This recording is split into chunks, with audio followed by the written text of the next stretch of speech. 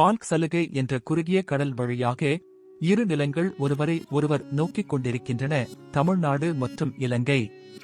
கண்களுக்கு இவை இரு தனி நாடுகள். இதயத்திற்கு இவை ஒரே மொழி, ஒரே பண்பாடு, ஒரே நினைவுகளை பகிர்ந்த சமூகங்கள். இது வெறும் புவியியல் கதை அல்ல, இது தமிழர்களின் பயண கதை, இடம்பெயர்வு, உறவு, போராட்டம் மற்றும் நிலைத்தன்மை. எல்லைகள் வருவதற்கு முன் தமிழகம் இலங்கையின் கரையை தொட்டது. சங்க இலக்கியங்களில் வணிகப் பாதைகள், அரச குடும்ப திருமணங்கள், பண்பாட்டு பரிமாற்றங்கள் பற்றி குறிப்பிடப்பட்டுள்ளது. பாண்டிய அரசியர்கள் இலங்கை அரசர்களுடன் திருமண உறவுகள் கொண்டனர். தமிழ் வணிகர்கள் முத்து, மசாலா, கவிதைகள் கொண்டு இலங்கைக்கு சென்றனர். யாழ்ப்பாண அரசு தமிழில் பேசியது, சிவனை வழிபட்டது, மதுரையை ஒத்த கோயில்கள் கட்டியது. கடல் தடையாக இல்லை, அது ஒரு பாலமாக இருந்தது. ஆதம் பாலம் அல்லது இராமசேது. இது புவியியல் அமைப்பு மட்டுமல்ல, இது புராணம், இடம்பெயர்வு, நினைவின் சின்னம். தமிழ் மீனவர்கள், யாத்திரிகர்கள், வணிகர்கள் இந்த கடலை கடந்தனர். அவர்கள் கதைகள், பாடல்கள், விதைகள் கொண்டு சென்றனர். ஆங்கில ஆட்சியில் தமிழ்நாட்டிலிருந்து ஆயிரக்கணக்கான தமிழர்கள் இலங்கைக்கு கொண்டு செல்லப்பட்டனர். அவர்கள் தேயிலை தோட்டங்களில் வேலை செய்தனர், ரயில்கள் கட்டினர். அவர்கள் இந்திய தமிழர்கள் என அழைக்கப்பட்டனர்.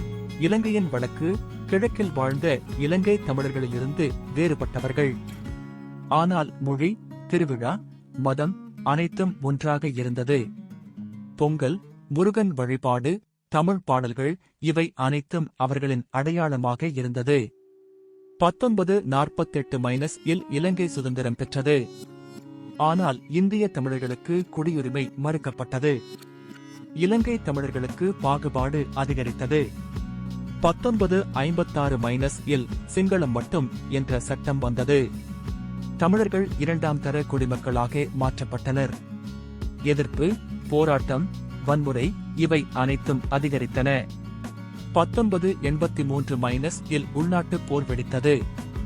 30 ஆண்டுகள் நீண்ட அந்த போர் ஆயிரக்கணக்கான தமிழர்களை இடம்பெயரச் செய்தது. கிராமங்கள் அழிக்கப்பட்டன, குடும்பங்கள் பிளந்தன. பலர் படகில், பலர் நடந்து தமிழ்நாட்டை அடைந்தனர். தமிழ்நாடு மாணவர்கள் யாழ்ப்பாணத்தை பற்றி கற்றுக்கொள்கிறார்கள். இந்த உறவு வரலாற்று மட்டுமல்ல, இது உயிருள்ளது, வளர்கிறது, ஊக்கமளிக்கிறது. பால்க் சலுகையை கடந்தும் தமிழ் குரல்கள் ஒருவருக்கொருவர் அழைக்கின்றன. அவை வரலாற்றை பேசுகின்றன, நம்பிக்கையை பாடுகின்றன, ஒற்றுமையை சொல்கின்றன. இது தமிழ்நாடு மற்றும் இலங்கையின் கதை. இரு நிலங்கள், ஒரு மொழி, ஒரு உறவு, ஒரு நிலைத்த நினைவு. நாம் இடம்பெயர்வுகளை நினைவில் கொள்ள வேண்டும். நாம் போராட்டங்களை மதிக்க வேண்டும். நாம் பண்பாட்டை கொண்டாட வேண்டும்.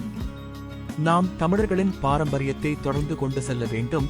எல்லைகள் கடந்தும், தலைமுறைகள் கடந்தும், கடல் கடந்தும் தமிழர்களின் வரலாறு, கடலை கடந்த உறவுகள், நினைவுகள் அனைத்தும் ஒரே நூலால் இணைக்கப்பட்டுள்ளன. தமிழ்நாடு மற்றும் இலங்கை இடையே உள்ள பால்க் சலுகை புவியியல் ரீதியாக குறுகிய கடல் வழி என்றாலும் பண்பாட்டு ரீதியாக அது ஒரு பெரும் பாலமாக இருந்தது. ஆயிரக்கணக்கான ஆண்டுகளாக இந்த கடலை கடந்த தமிழர்கள் தங்கள் மொழி, மதம், கலை, இலக்கியம், உணவு, இசை ஆகியவற்றை எடுத்துச் சென்றனர். இலங்கையின் வடக்கு மற்றும் கிழக்கு பகுதிகளில் வாழ்ந்த தமிழர்கள் தங்கள் அடையாளத்தை நிலைநிறுத்தினர்.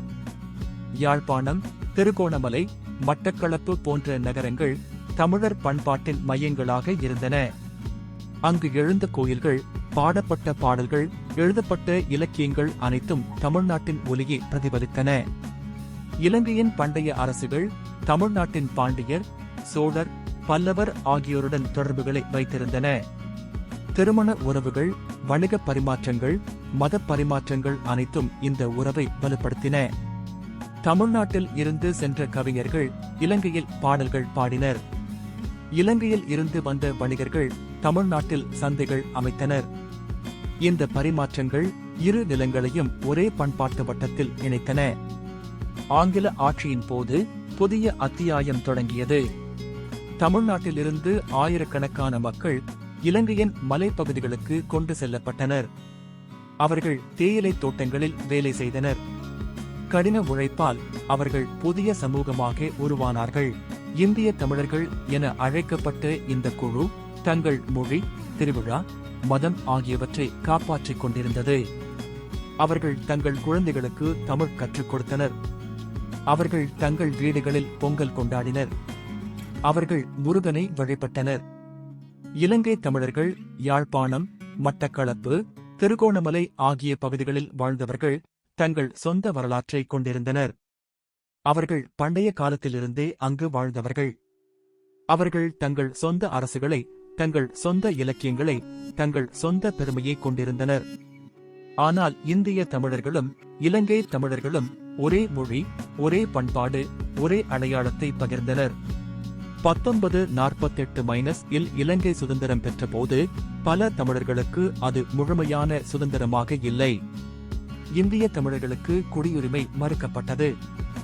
இலங்கை தமிழர்களுக்கு பாகுபாடு அதிகரித்தது. சிங்களம் மட்டும் என்ற சட்டம் தமிழர்களை இரண்டாம் தர குடிமக்களாக மாற்றியது. பள்ளிகளில் தமிழ் மொழி புறக்கணிக்கப்பட்டது. வேலை வாய்ப்புகளில் பாகுபாடு ஏற்பட்டது. அரசியல் உரிமைகள் குறைக்கப்பட்டன. இந்த நிலை தமிழர்களை போராட்டத்திற்கு தள்ளியது. 1983 உள்நாட்டு போர் வெடித்தது. 30 ஆண்டுகள் நீண்ட அந்த போர் ஆயிரக்கணக்கான உயிர்களை காவு கொண்டது. கிராமங்கள் அழிக்கப்பட்டன. குடும்பங்கள் பிளந்தன. பலர் தங்கள் வீடுகளை விட்டு வெளியேறினர். பலர் படகில் தமிழ்நாட்டை அடைந்தனர். தமிழ்நாடு இந்த அகதிகளுக்கு தன்னார்வமாக உதவியது. ராமேஸ்வரம், மண்டபம், கடற்கரை பகுதிகளில் முகாம்கள் அமைக்கப்பட்டன. உணவு, தங்குமிடம், மருத்துவ உதவி வழங்கப்பட்டது. தமிழ்நாட்டின் அரசியல் தலைவர்கள் ஈழத் தமிழர்களுக்காக குரல் கொடுத்தனர். நீதியும் அமைதியும் கோரினர். இந்த உறவு பண்பாட்டு மட்டுமல்ல, இது உணர்ச்சி, இது அரசியல், இது தனிப்பட்டது. தமிழ்நாடு மற்றும் இலங்கை தமிழர்கள் ஒருவருக்கொருவர் ஆதரவாக இருந்தனர். இன்றும் இந்த உறவு தொடர்கிறது. புயல், வெள்ளம் போன்ற நேரங்களில் தமிழ்நாடு உதவுகிறது. இலங்கை தமிழர்கள் ராமேஸ்வரத்தை பார்வையிடுகிறார்கள். தமிழ்நாடு மாணவர்கள் யாழ்ப்பாணத்தை பற்றி கற்றுக்கொள்கிறார்கள். பொங்கல், தமிழ் புத்தாண்டு, தீபாவளி இவை அனைத்தும் இரு நிலங்களிலும் கொண்டாடப்படுகின்றன.